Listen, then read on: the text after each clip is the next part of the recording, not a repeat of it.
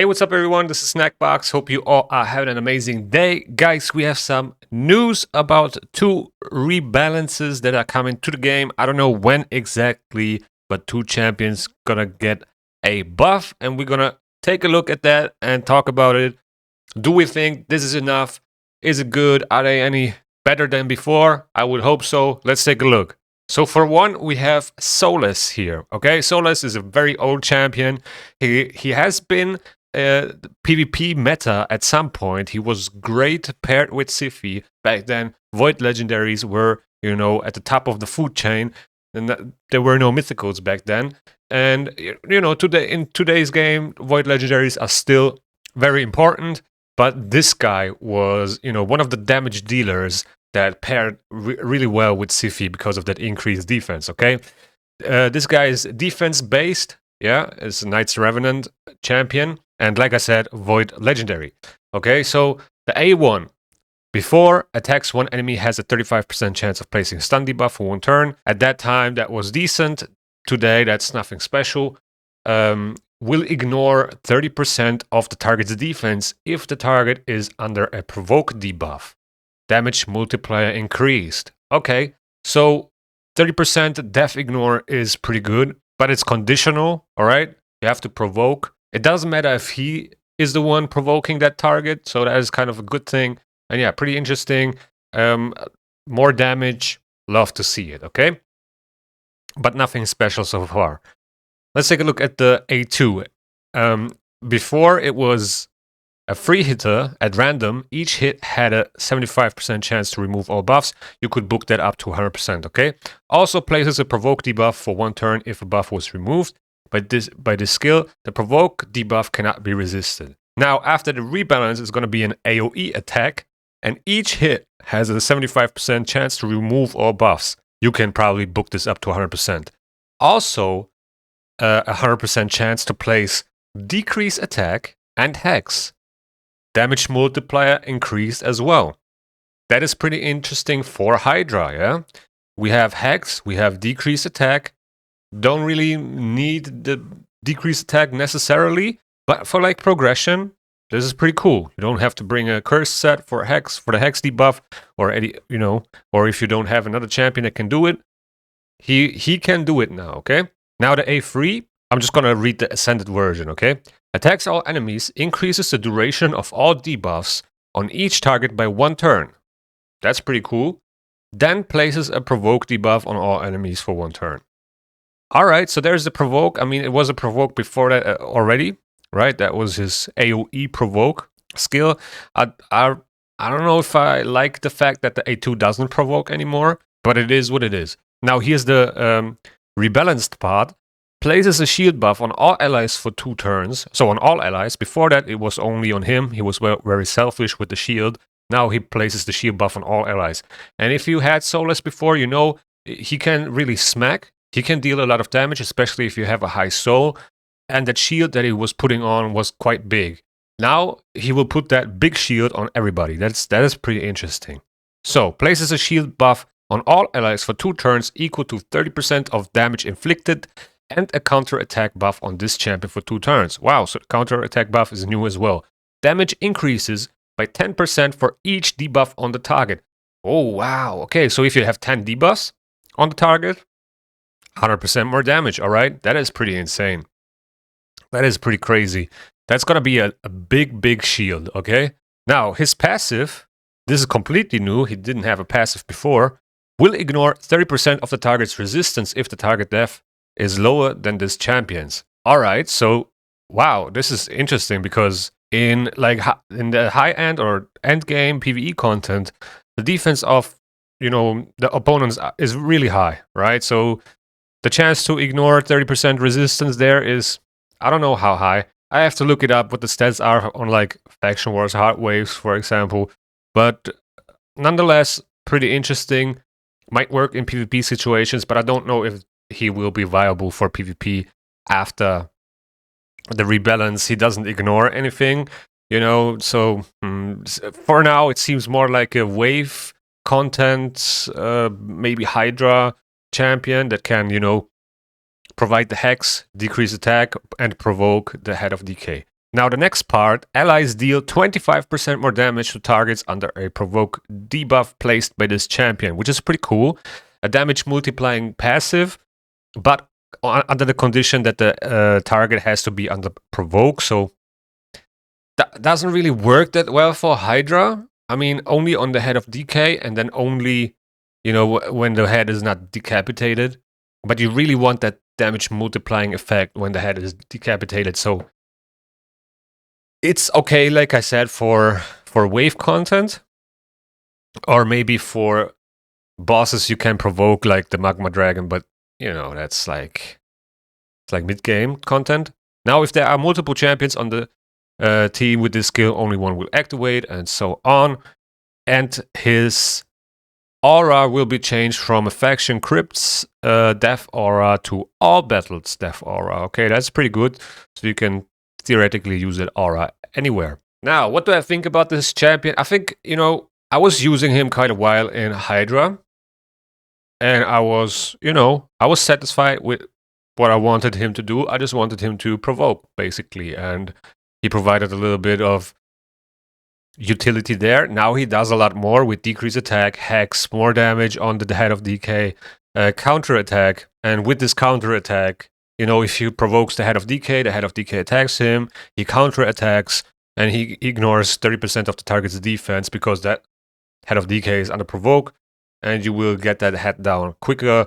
I mean, for a little support DPS provoke hex champion, this is quite interesting, I would say. But will he be meta for like PvP and high-end Chimera, Hydra, comps, and so on? I don't think so. Will he be good for Faction Wars Hard? Yeah, I can see that. I can see him being helpful there. He's a Void Legendary. He can smack defense-based, so very tanky. Yeah, I can see him being useful there. But other than that, I don't think he's going to have an insane impact on today's meta. But maybe I'm wrong. I don't know. Let me know what you guys think about Soulless now with this rebalance. Let me know in the comments below. All right, so now we covered Soulless. Let's take a look at the next one, and that is Roxam. Now, Roxam, I think this champion is probably one of the best looking Lizardman champions we have, okay? He's probably one of the greatest designs. I mean, look at this. I really love that chameleon type champion, Very nice colors, this bluish or orange, red, nice weapons, with the skulls on it. Just an amazing design. I really love it, okay? And he has this tribal crown here, or like this headpiece. And yeah, he just looks amazing. But unfortunately, he wasn't as amazing as he looked when he got released. People were really underwhelmed by him. And rightfully so. And yeah, let's take a look at the rebalance though. Maybe that this will change. I don't know, but we will find out, yeah? So Roxam, legendary champion, magic affinity, attack type from the Lizardman faction. So after the rebalance, this is a single target attack, okay, the A1. Nothing changed in that regard. But this fills this champion's turn meter by 10%. Also places a perfect veil buff on this champion for one turn if this attack is critical. If this champion is under veil or perfect veil, fills this champion's turn meter by 20% instead. Damage multiplier increased. Alright, interesting. So he has veil going and he does more damage and he fills his own turn meter with A1. That is good. Now, if he provides more debuffs and so on A2, A3, and so on, he might be, I don't know, a good Chimera champ. Maybe. Let's see. Let's find out.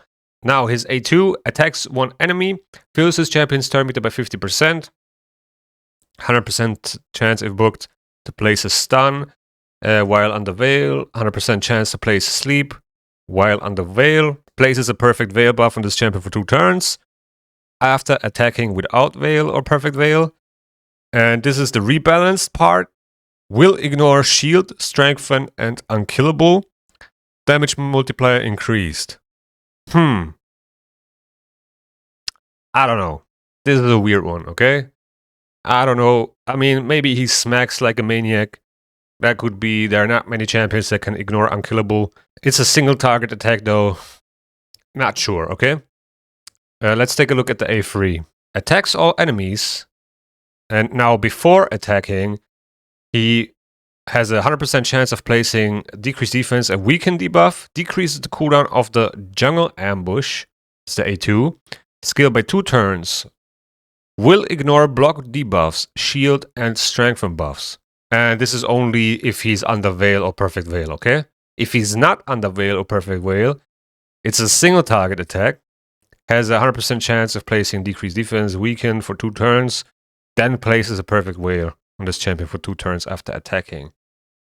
So, yeah, he's heavily relying on Perfect Veil or Perfect Veil. If he doesn't have it, all his skills are getting kind of nerfed. I mean, he's providing decreased defense, weaken, and he's providing Veil or Perfect Veil. So, yeah, I mean, he could be good for Chimera if his damage multipliers are high enough. Now his passive places a block debuffs and a increased attack buff on this champion. So this is interesting because he's self-buffing, okay? This is now an interesting part because that instantly pushes his value above other champions that don't self-buff them, yeah? Okay? So he buffs himself with a block debuffs, increase attack, and a continuous heal for 2 turns whenever they receive Veil or Perfect Veil. So theoretically, every time he uses his A1, if he's critting, he's gonna get those buffs as well. That is pretty good. That is, I'm not gonna lie, I think he's a viable Chimera option if his multipliers are good enough. And considering that, you know, all the damage multipliers are increased, I hope he can hit hard enough. But there's more to this passive that's gonna be rebalanced, so let's take a look. Places a protected Perfect Veil buff on this champion for 1 turn whenever an enemy receives a buff from skills. Alright, interesting. If the target's max HP is higher than this champion's, will ignore 15% of the target's defense. Wow. Alright, so I think he can definitely smack hard enough then. You get a 15% def ignore on boss fights, I think he can smack now. I think in general, for like end game content, I think this is the better rebalance, in my opinion. PvE wise. I don't know about PvP. I don't see him being great there because he's attack based, very squishy. And the only good part about all of this is that he can ignore unkillable, in my opinion. Maybe shield too. But other than that, everything is pretty much, you know, there's a single target attack on the A1, single target attack on the A2. Only have 1 AoE, and that's conditional if he's under Perfect Veil. So, not so sure about that one. But for Chimera, I can see him being good. He buffs himself with block debuffs, increase attack, Veil. He provides decreased defense, weaken. So that's, you know, 5 debuffs and buffs in total that are viable for Chimera. Pretty interesting if you ask me.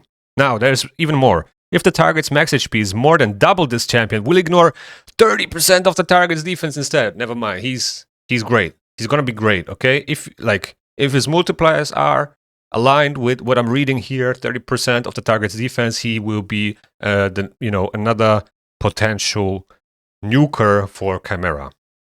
That's how I see it. Maybe I'm wrong. We gotta see some testing, but from what I see here, there's a high chance that he will be great for that, okay? Now his aura will be a crit rate all battles aura now instead of just for Doom Tower.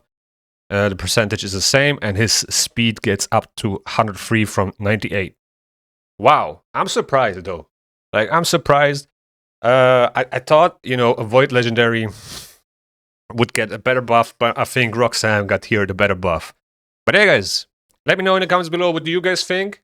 I'm pretty happy about this Roxam rebalance because that means there's another option for Chimera. That's what I'm thinking. Soulless will be maybe great for, you know, Hydra progression, Fashion Wars hard, wave content, stuff like that. I can see that.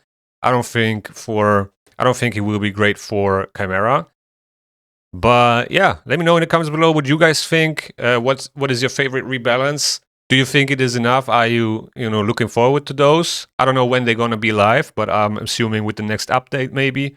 And yeah, with that being said, thank you guys for watching. I hope you enjoyed. If you enjoyed, please hit the like button. It really goes a long way. Also subscribe to the channel if you want to see more raid content. The YouTube algorithm's gonna suggest you a video that you might like right here, and see you in the next one.